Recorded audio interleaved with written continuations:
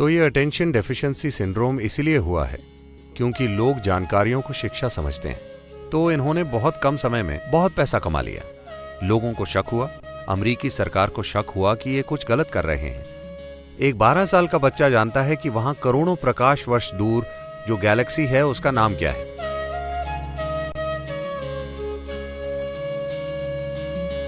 अगर आप मेरी बातों पर ध्यान नहीं देंगे तो क्या आपको पता चलेगा मैं क्या कह रहा हूं?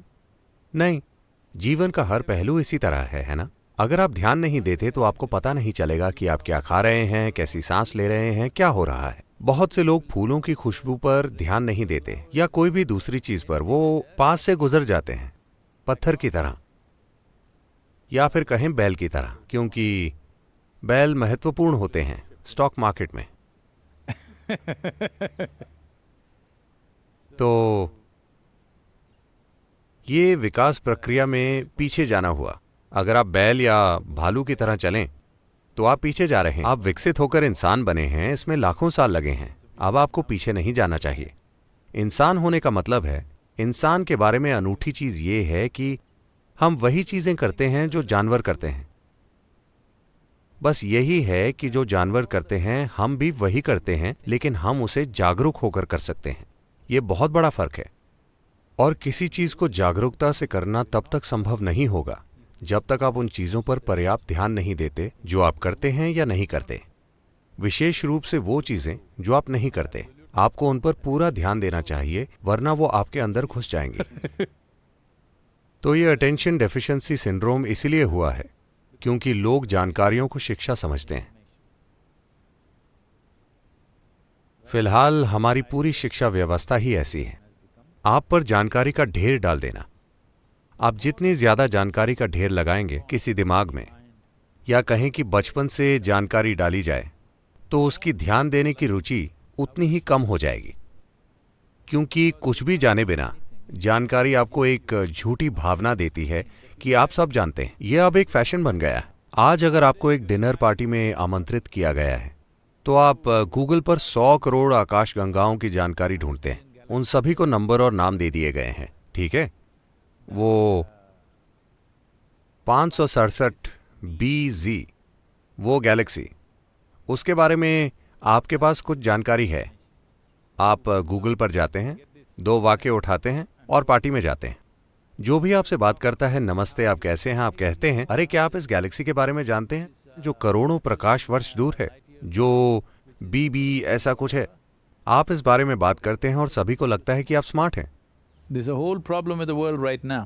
पूरी दुनिया के साथ फिलहाल यही समस्या है। हम सूचना को बुद्धि समझने की गलती कर रहे हैं। एक व्यापारी या कोई भी इंसान जो किसी परिस्थिति में रास्ता खोजना चाहता है, उससे बुद्धि की जरूरत है, ना कि बस सूचना की। सूचना थोड़ी उपयोगी हो सकती है, लेकिन बुद्धि ही आपको किसी विशेष स्थिति से गुजरने का एक अनूठा रास्ता दिखाएगी, ना कि वैसा रास्ता जो कोई और अपना रहा है। हम सूचना को बुद्धि समझने की गलती कर रहे हैं। जब आप खुद में बहुत ज्यादा जानकारी का ढेर लगा लेते हैं तो ध्यान देना बहुत मुश्किल हो जाता है। जब आप बिल्कुल ध्यान नहीं देते, जब आप में ध्यान बनाए रखने की कोई क्षमता नहीं होती, तो आपने अपनी बुद्धि तक पहुंचने की क्षमता भी खो दी है। आप बस याददाश्त से सूचना बाहर निकालते रहेंगे। एक सुंदर घटना हुई। आपने एंड्रू कार्नेगी के बारे में सुना है? जब एंड्रू कार्नेगी ने अपना व्यापार शुरू किया तो थोड़े ही समय में वो बहुत सफल हुए और उन्होंने बहुत पैसा कमाया।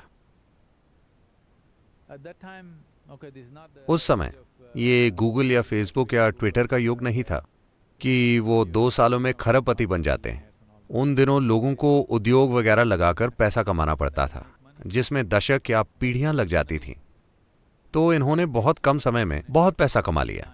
लोगों को शक हुआ, अमेरिकी सरकार को शक हुआ कि ये कुछ गलत कर रहे हैं। तो उन्होंने एक सेनेट पूछताछ कमेटी बनाई।